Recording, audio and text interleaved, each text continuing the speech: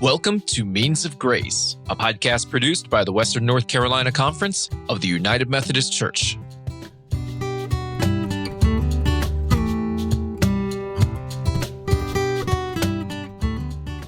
Welcome back to the Means of Grace podcast. I'm Jesse Enniss, the Director of Communications for the Leadership Development Team.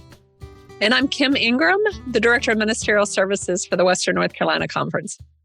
And our guest today is Myer Dahn, who has been in Western North Carolina since 2010, and his current appointment is at New Covenant in Lenoir since 2018.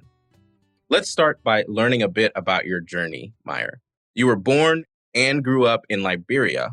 How have you come to serve in the Western North Carolina Conference? I want to thank you for the opportunity to share with you on this podcast. Again, my name is Myer Dahn, and originally I am from Liberia. I was born in the home of farmers. My mother and father were farmers. They were all United Methodists, and they came to accept the Christian faith in the United Methodist denomination through missionaries that went to Liberia. And growing up in the village, maybe the nearest provisional store or the nearest provisional shopping center would be probably 30 miles. So you can imagine we went from village to village conferencing, and that's how I came to know the United Methodists, and that's who I am all my life. And so I grew up with my uncle, the Reverend Daniel Goy, who in that part of the world, because of poverty, family members that are privileged, you will send your child to live with your relatives. So I went to go live with my uncle. I grew up by the 80s. My uncle came to the United States, and I was wandering here and there, made life for myself. It was hard. But by the grace of God, I found myself back into the United Methodist Annual Conference in Liberia, went to the Theological Seminary in Liberia. And when I graduated, I became one of the pastors in the United Methodist Church. I was ordained back then in 1992. It used to be, you have to go through the deacon order, and then you go through the elder order. 1992, I was ordained as a deacon. And during the Civil War, I was privileged to have a scholarship by a missionary named Frank Horton, who was in Liberia for 25 plus years. Through his influence, got a scholarship, came to the United States, and came to North Carolina. I live in Charlotte. I moved to Charlotte 2005 and ran into a few of my members from back home, and they were looking for someone to guide them and organize them. So I started with 10 members that I knew from back home. And we started a ministry in the basement. And I would go and conduct Bible study and started service, prayer meetings. And the news quickly spread in Charlotte. And within less than a year, we had about 250 members. And I was so moved, and I knew that it needed some structure and guidance. But the only foundation and structure I knew was the United Methodist Church. So I started looking for the Metro District office, and I met George Thompson. And when I explained my story, he was very gracious enough to recommend me to Hickory Grove United Methodist Church. And we began ministry at Hickory Grove. And through the grace of God and through the kindness of Hickory Grove, about 125 of those members that were in their original prayer group, we transitioned and became member of Hickory Grove in 2013. And so, but then George Thompson had advised me to think about if I wanted to be part of the Western North Carolina Conference, I needed to go do my MD. So through that, I went back to Hood Theological Seminary And here I am today. I'm an elder in the United Methodist Church in North Carolina. That's wonderful. Thank you for sharing your story. It reminds us of the worldwide connection that we do have as United Methodists. And I do remember when you came into the conference and asked about, how do you transfer? And it was just pretty cool to think about being able to transfer from the Liberia conference into the Western North Carolina conference and how we stay connected even as we get to know each other in new ways and in new places. So thank you for that. Part of our podcast series has been focusing on some of the clergy in the Western North Carolina conference who have done a Doctor of Ministry, what we call a D-Min, and taking advantage of the learning and the research that clergy have done and sharing it with others so that it doesn't just stay within the context of the person who's done the D-Min, but that others of us, colleagues and leaders in Western North Carolina, can also learn from the work and the effort that our colleagues have put in. And Myer, you have done a D-Min, and so we wanted to have a conversation with you because we felt like it was really relevant and interesting and helpful to other leaders in Western North Carolina. And interestingly, I feel like you even just kind of shared some of the impetus for it as you became an evangelist among people from home and people that were new in the country as you got a new worshiping body started in Charlotte because your D-Min is tied to evangelism. And I really appreciate that and can't wait to hear more about it. Let's just start. You said you moved here, you did an MDiv, but since then you've also done this Doctor of Ministry. And I wonder what made you decide to move in that direction and how you chose your topic for study that you wrote about. Thank you for asking. First, I love the United Methodist Church for several reasons. But one of the reasons for which I love the United Methodist Church is that the Methodist Church, we emphasize theological education, and it requires pastors to be the best in their career, both in their calling and their vocation. So my topic of interest is evangelism, and I got really interested in evangelism for several reasons. First, when I was in Liberia growing up, as I said in my introduction, my uncle left and I had to make life on my own. And the first job that I did was to be a janitor in the United Methodist office in Liberia, in the Liberia Annual Conference. And I worked in the Department of Evangelism in Liberia, and we will go from county to county and village to village, and we will sing and witness the Christian faith. And so that kind of gravitated me towards being interested from an early age of specializing in evangelism. And then I knew for sure that evangelism has to be an essential tool for Christians, especially for pastors. I may not have had all the theological nuances and understanding of evangelism, but I knew that if we have a story, we have to share that story. And sharing the Christian faith requires us to be better at telling our story.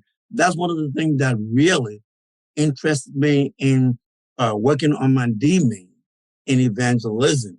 And it's been my interest, and it's still my interest. And it is that conviction that made me to be persuaded to work towards my D-Min study and to prepare for what I'm doing now at New Covenant. Myer, I love your humility because I think it's apparent that you're gifted in that you started a church with 10 people in a basement that blew up to 250 people. Yet you are celebrating the intellectual and academic side of your journey. I feel like many people would say, I've been successful. Why do I need to go to school? But I think you kind of hold both of those in a really good balance. And you haven't said it. So I would like to say that you are very gifted in evangelism as well, to add to your academic side. And for me, there's so many parts of just the title of your D-Min that I found so interesting, especially as someone who preaches regularly. And so, I've learned through seminary of the importance of storytelling. But I'd like to start with that idea from your perspective. Can you tell us more about what you mean by and how leaders can incorporate personal redemptive storytelling in their ministry? So, first, I would encourage anyone to go back to my topic. My topic that I did my research on was rediscovering the evangelistic power of personal redemptive storytelling. So the question is, you have to go back to the beginning of the D-Main project topic, rediscovering. So what I've done in that project is that rediscovering the evangelistic power is not something that we are trying to reinvent the wheel. It's there. It's in us. As you would discover that in my implementation of my project, I emphasize that storytelling is historically a means by which the gospel and God redemptive story have been communicated through centuries from the beginning of time. And Jesus himself, he was a good storyteller. He told stories about the kingdom of God. And the reason why I want to emphasize on this topic of storytelling is that we stop telling our story. And just by telling you my story, I could just see your eyebrows were kind of standing. When we tell our redemptive story of what God has done for us, people that are out there want to know that God who have worked through us to be to where we are. And it is the storytelling that perhaps we have stopped. So we need to go back to that and rediscover there is power in telling our story about how God and what God has done for us. So personally, I can tell leaders, Christian leaders, the best place to start with yourself. And people want to hear who you are. People, every time I go to a church, go to a meeting, by the time I say hi, people want to know, where you from? We like your accent. And they want to know, how did I get here? And then I tell my story. I was speaking with a group of students from Theological Seminary who were struggling with financial assistance. And they called me to speak to them. And I told them my story. I told them when I was in seminary, I have been in America for a while, but I didn't have a green card and I couldn't get to the loan. And I was struggling in my last semester. I almost got kicked out. I couldn't have graduated. So one day I went to the Bible study and I told Pastor Ernie what I was doing at Hood. One day, Pastor Ernie just sent an email that we have Myer here. We love Myer. He's in school. He's doing well. But we don't think he's going to graduate because he's facing some financial crisis. That email blast went out Sunday morning. I have no idea how that was going to work out. But I was sitting in my office and I remember the first lady that came, she brought a $25 check. And I was wondering where the $25 check was from. And she said, Pastor Ernie sent out an email and he said, we could help you. And so this is my contribution. I can tell you, before the next service at 11:11, I raised $7,500. The next morning, you would have seen me flying to Hood Seminary and I paid that tuition and I graduated in 2013. I told my story. You know what one of the students told me? Myer, if God did it for you, God can do it for me. We stopped telling our story. That's why I want pastors, I want leaders, Christian leaders, to tell that story. There is power in telling our story. Others can see what God has done for us and come to accept the Christian faith. So you can start by telling your personal story. You can even go in your congregation and Sunday morning service, ask your members for praise report. All the time we lift up prayer concern, but sometimes we need to lift up praise report. And people will know the God we serve. Our redemptive story has power that can draw people to the saving grace of God.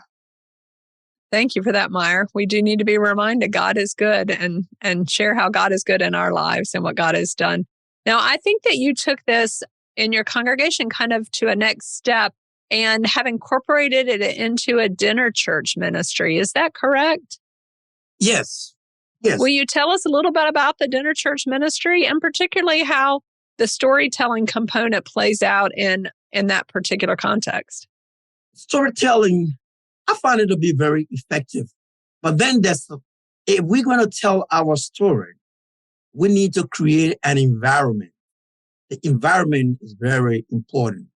And also, we need to teach people how to tell their story so that it becomes effective. So, what I did when I moved to Illinois, when I came, there was 2 African-American churches that had merged. And it appears that the merger did not work very well. So one of the churches has closed down. But I went into that community, and going into that community, it took me a month to assess the community. And I knew that when that church closed in that community, life went out of that community. And we needed to bring back life in that community. So I was looking for ways and means to engage that community. And then the methodology came to me when I attended a district meeting. Luke was lecturing on fresh expression. And I said, what a great way that I can bring this congregation together. So I wrote a couple of grants to our district, and grants were afforded me. And I started to use dinner church as a means to bring the community together. Now, there is a theological component to that I'm going to get into later on. But I felt that meal from my culture, meal in the African context, eating together, it's a sacred moment. It's a time where people become vulnerable to share their vulnerability, and where people also tell people what really is on their heart. So meal, I felt then that meal was going to be a means by which I could engage that community. So I launched dinner church in that community. And I'll tell you, the district superintendent, then when I launched that dinner church with Carl, he went to that first dinner church launching. His mind was blown out. At the first dinner church, we had 125 members in that dinner church launching. It was mind blowing. And so that was the means by which I started to engage the community. So that's the dinner church component, and the storytelling component. I decided to bring it together theologically.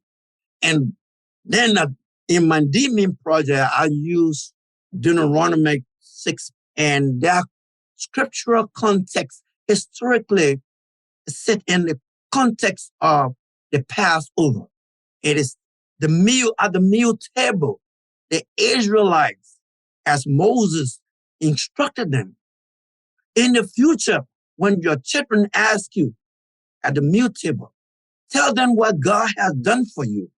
Tell them the redemptive story of God's deliverance from Egyptian bondage and how God brought you out. It was a time, it was not only the meal. Let's not get hooked up on the meal, but it is at the meal table that theological importance and values are passed down to our members. So what I did was, I wanted to train my congregation how to tell their story. So that's when the DMIN training project came in. I selected 12 members from my congregation, and I told them to tell their story. There was a woman in my congregation. She had a bypass heart surgery. Everybody thought she would have died, but redemptively, God brought her out of that surgery. And today she sings in the choir. I said, I want you to tell your story. When people come at the table, And at eating, we arranged it that people would tell those kind of stories. I brought in another guy who I trained to tell his story. He was an alcoholic because I wanted him to tell his story, how he got clean. And because we were bringing people from the shadow, guys from the street, people were coming from everywhere, coming for the meal. But we used that opportunity to share our story, to see the kind of God that we serve, that at one time, we are not better than them, but by the grace of God, we are who we are today. And I wanted them to share those stories. And as participants sat at that table at meal, those members that I have trained began to share their story. And guess what?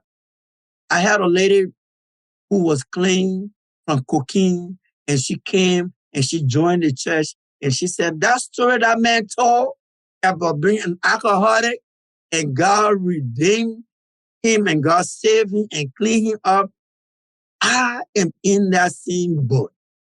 And he joined the church. That's the kind of story we need to tell. And we need to train our members to do it, because we did a dinner church, but the storytelling was intentional. I love that. As a person who leads a dinner church as well, I love your intentionality around telling those stories and getting folks to tell their stories as well. But other than dinner church, what are ways this might work within like a congregation or a community outside the church? What are some other ways that the storytelling, evangelistic storytelling, could work? One of the ways evangelistic storytelling can work is that first, you have to tell your story, and you have to be intentional and prepare your congregation about how to tell this story. And so training is involved. And the training part is where leadership of the church plays a great deal. I know people that are doing dinner church, and there are other secular organizations that offer meals. They got soup kitchen. They got other places that people can go and eat.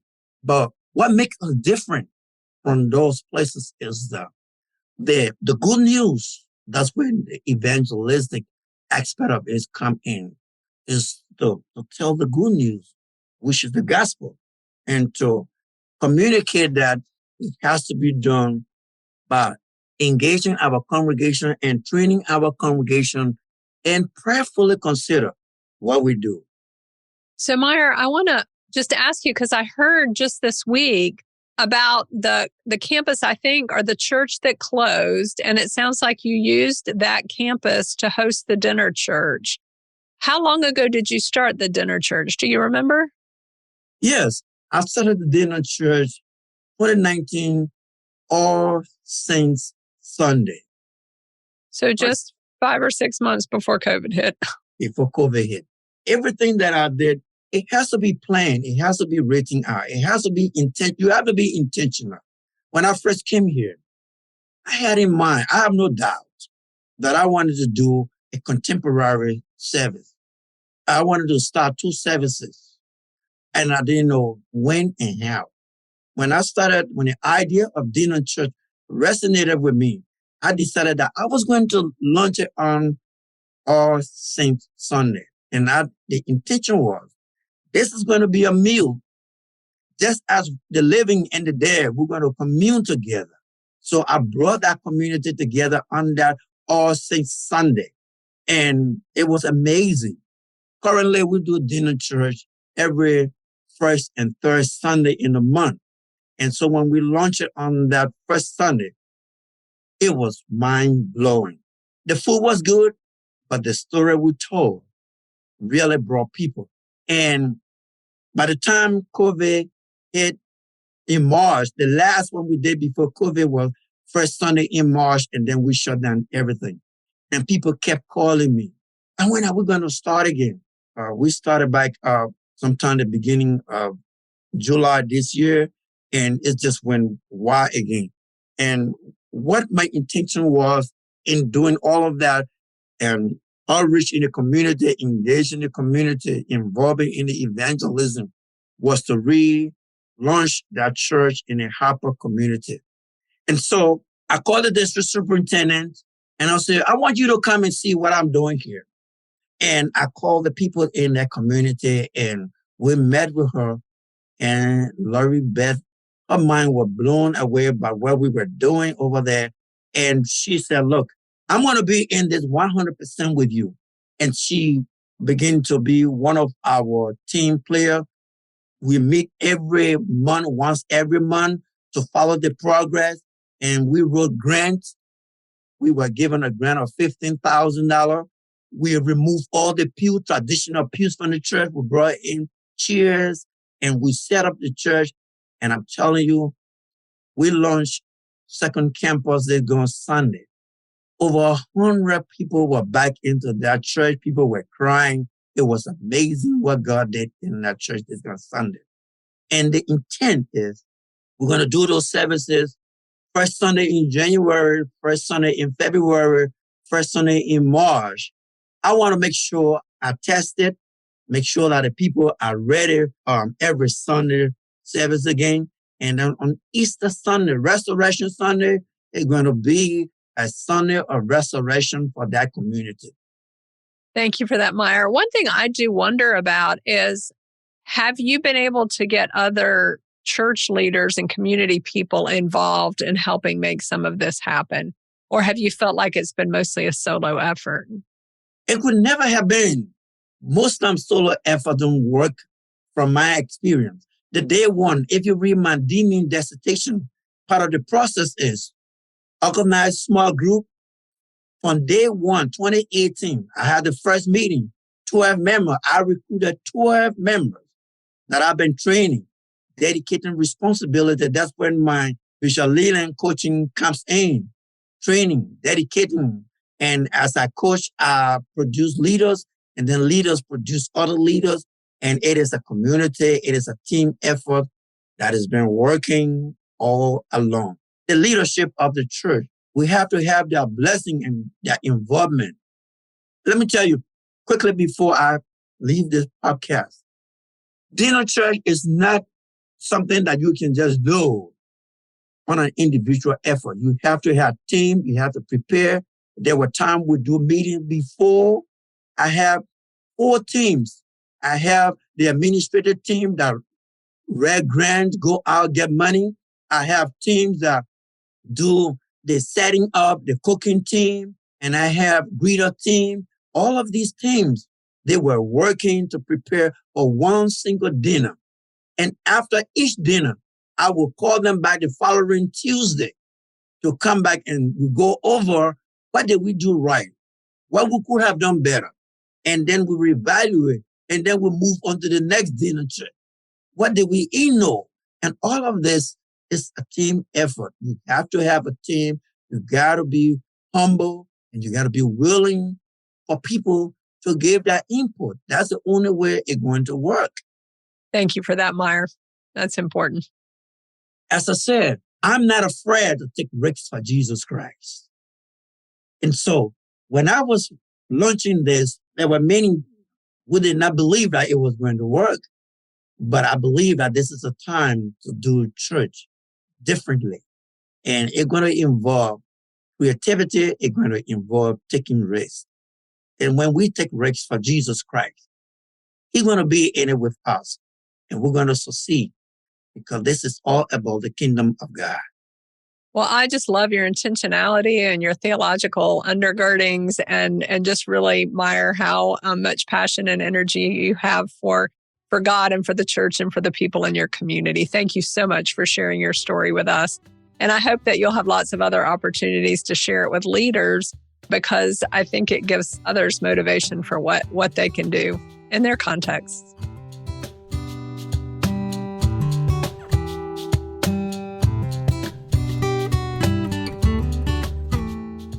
Thank you for listening to Means of Grace, a podcast produced by the Western North Carolina Conference of the United Methodist Church. We hope you enjoy listening to these podcasts and use them as a way to stay connected to our community. Remember to subscribe to Means of Grace for free on Apple Podcasts, Spotify, or wherever you get your podcasts. Please leave us an honest rating and a review. It helps others find this podcast.